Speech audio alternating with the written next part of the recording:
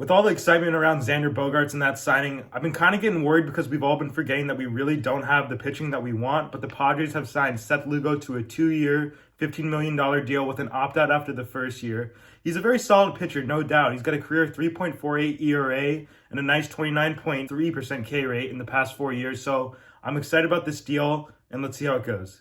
So Lugo will probably be our fifth starter behind Darvish, Musgrove, Snell, and Nick Martinez. But he is mostly a reliever in his career, and he's actually had a lot more success as a reliever. But back in 2018, he pitched 101.1 innings and posted a 2.66 ERA.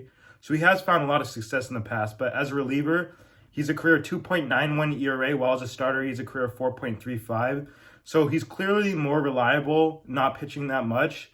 But I think he's really one of our best options because we have not gotten the starting pitching that I thought we should or that we should have. He's going to probably take on like a Nick Martinez 2022 role. If we'll need him, he'll probably go back to the bullpen, but there's guys like Adrian Morejon, Reese Kinnear, and like Julio Teheran who are also trying to compete for that fifth rotation spot. My goal for Lugo is for him to ultimately move to the bullpen. Hopefully we can get more starting pitching, whether it be through the trade deadline or through any more free agent signings. Because really, his success comes mostly out of the bullpen. And when you're putting guys in for more innings, people are able to see them better. And unless they got that electric stuff like DeGrom or somebody like that, it might be easier to see them. So that's why guys like him and even Nick Martinez thrive more in like the less and like more in the relief. So Lugo's got a really solid pitch mix. He's got a four-seam fastball, which hovers around 94 to 95, so it's got some life in there. A sinker, which is around 90 to 92. And one thing to note about that is when guys are sitting on a fastball and they get a sinker that's around the same velocity, they can usually adjust to it. So it's actually a lot better that a sinker is not usually the same velocity as the fastball because it works to his benefit.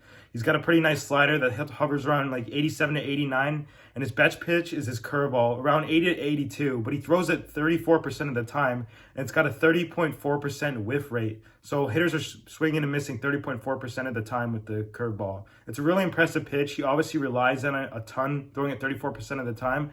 I think that's going to be a huge pitch for him over here in San Diego. It's got to be hands down really solid, especially if he wants to start. Another thing to note about Lugo is that he's going to be playing his 33-year-old season already, so he's already a bit old. I mean, he debuted when he was 26 years old, so he's already on the older side, but 33 years old and 34 years old for a guy who's in the middle of his career, I don't think it's going to be too much of a problem. I think he's going to be just fine for us, and I think it was a pretty good signing, especially for that cheap. 2 years, $15 million, that's very solid.